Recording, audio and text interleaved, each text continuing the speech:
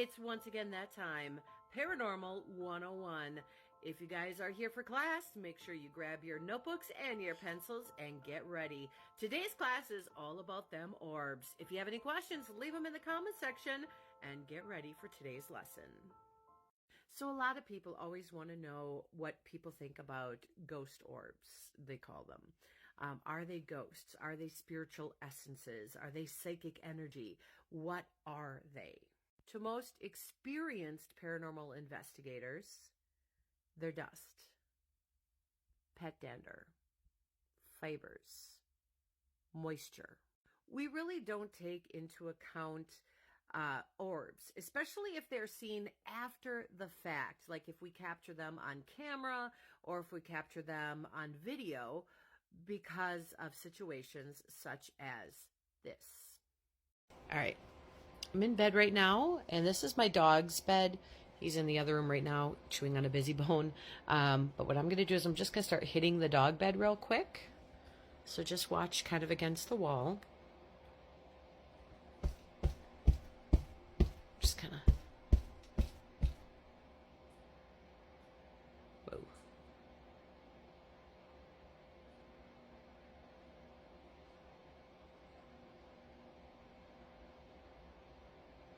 And you can see they're moving in kind of like odd directions because I got a ceiling fan going. I also got a little space heater going. But there was one that kind of went up and then down. It didn't seem to follow the rest of the orbs that kind of just shot off into like one certain direction. So a lot of people might have, if they were watching a video in a haunted location, they might have said, ooh, that looks like a spirit orb. And that's where I would have said, yeah, wait. Yeah, wait. Wait. Just wait. Because of the rotation, you know, we got a rotation here going on. We got a cross current going on because of the other fan from the space heater. Not everything's going to be spinning in the same direction. Just because orbs are going in different directions doesn't mean that, you know, just because everything's following in one direction doesn't mean that another piece of dust or fiber or dander can't go in a different direction at a different given time. But as you can see right here, this is a non-haunted location that I'm in right now. And I am just kind of slapping my dog's little dog bed. And you can see how I'm able to get spirit orbs to just appear. The reason it's so hard to consider orbs as actual paranormal evidence is because there is dust and dander and fibers and moisture literally everywhere. Everywhere. Right, Kent? I mean, in that experiment, I showed you how easy it was to stir up a few orbs just from kind of slapping Kent's little doggy bed. I could go outside and just show you that there's moisture in the air because it's really cold outside.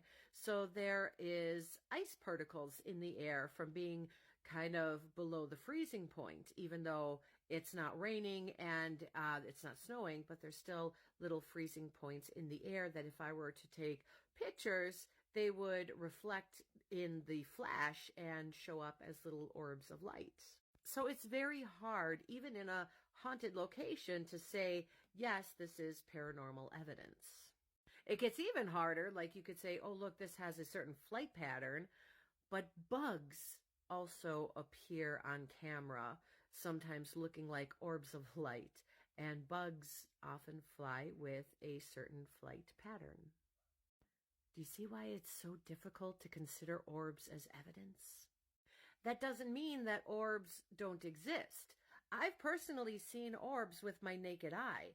At the Polding Light, I actually had an orb literally standing on my foot, a big green ball of light casting a green shadow on my foot. And I actually saw it with my naked eye. I unfortunately didn't have my camera on me because I put all my equipment away, and I had just gone back to get like my EVP recorder and a few other pieces of equipment that I had left behind, and there it was. So it does happen. They do exist. But there's other things that we have to take into consideration before we can consider it evidence. Did we see it with our naked eye? Did we capture any other evidence with it? Like, was there an EVP recording? Was there any K2 evidence that happened? Like, were we asking questions?